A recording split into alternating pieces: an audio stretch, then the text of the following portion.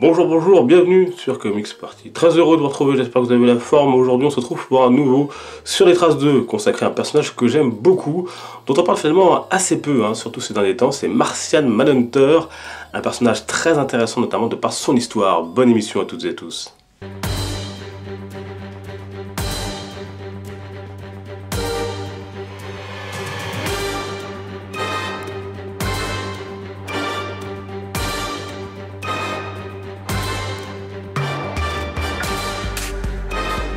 A priori, celui qu'on appelle Martian Manhunter ne fait pas partie des membres retenus pour intégrer la Justice League version cinéma. Du moins pour le moment, même si certaines théories avancent déjà que ce dernier se cache derrière des personnages déjà présentés dans l'univers cinématographique partagé de DC Comics. Ce qui ne serait pas totalement impossible lorsque l'on connaît ses capacités de camouflage. Mais commençons par son histoire, qui comme souvent, chez les héros, est tragique. Du moins en partie. Ce dernier, qui est apparu pour la première fois en 1955, nous vient donc de la planète Mars, où il vivait avec sa femme et sa fille, avant qu'une épidémie se transmettant mentalement ne la ravage avec sa planète. On notera que le limier martien, qui faisait partie du corps de police des Manhunters, qui traquait notamment les martiens blancs, a également eu affaire à Darkseid avant son arrivée sur la planète bleue. Plus tard, il était déporté sur Terre suite à une expérience du professeur Mark Herdel, une rencontre qui provoque une crise cardiaque aux scientifiques, laissant ainsi notre extraterrestre sans moyen de retour. On notera toutefois qu'il existe des versions de son histoire qui diffèrent légèrement. Quoi qu'il en soit, il décide alors de s'installer parmi nous, et sa capacité de métamorphe lui permet de devenir le détective John Jones, assassiné par des policiers corrompus. Il fera longtemps son travail d'inspecteur en le prenant à cœur et devra toutefois souvent changer d'identité. Le Martien a même rencontré Kal-El lors de l'arrivée de son vaisseau sur Terre avant même que sa famille adoptive ne le trouve. Plus tard, il se fera embaucher comme ouvrier agricole chez les Kent pour garder un œil sur l'enfant dont il avait senti tout le potentiel. Il rejoindra de nombreuses équipes de justiciers, dont bien entendu la Justice League à ses débuts, et fera partie de presque toutes les moutures. Dans le récit Justice League année 1, il se met d'ailleurs à dos ses équipiers, qui finissent par voir en lui une menace et un traître lorsqu'ils se rendent compte qu'il les espionnait tous. Autant d'épreuves qui font qu'il ne se sentira jamais vraiment chez lui sur Terre. Il faut dire que celui qu'on appelle le limier martien est extrêmement puissant, parfois même considéré comme plus fort que Superman.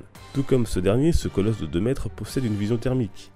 Télépathe, son don lui permet notamment de relier les membres de la Ligue entre eux lors de missions. Capable de voler, il est aussi doté d'une force surhumaine, d'une super vitesse et peut devenir invisible.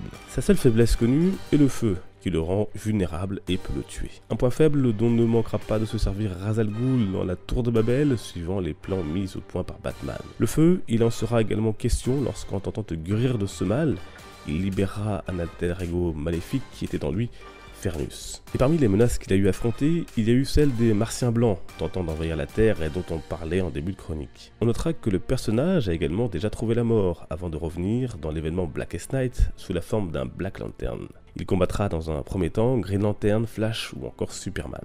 Plus récemment, on l'a retrouvé dans une version altérée dans Flashpoint, comme bon nombre de personnages d'ici, et lors de Justice League New 52, tome 1, il ne fait plus partie de l'équipe, au profit de Cyborg, que l'on connaissait auparavant aux côtés des Teen Titans. Dans les autres médias, on a notamment pu le retrouver dans la série animée La Ligue des Justiciers, où on a pu ressentir son rôle de cœur et de conscience de l'équipe qu'on lui attribue souvent. On a également pu le croiser dans la série Young Justice, aux côtés de Miss Martian, présentée comme sa nièce, et qui cache aussi de lourds secrets. Enfin, jamais introduit au cinéma, jusqu'à preuve du contraire, on a pu le voir dans la saison 8 de la série Smallville, et plus récemment dans la série Supergirl. Voilà, dites-moi dans les commentaires ce que vous pensez de ce personnage.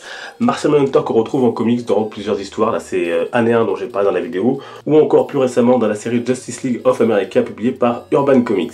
Comme d'habitude, on se retrouve sur les réseaux sociaux, vous avez les liens en description. Et puis nouveauté, on se retrouve également maintenant sur Discord. N'hésitez pas à m'y rejoindre pour toujours discuter, toujours plus ensemble, pour échanger sur les comics, sur vos coups de cœur, vos coups de gueule. Et pour parler de la chaîne, rendez-vous donc dans le lien en description. Je vous dis à dimanche pour la prochaine vidéo. Merci de votre fidélité. Portez-vous bien, les comics sont une fête. Ciao!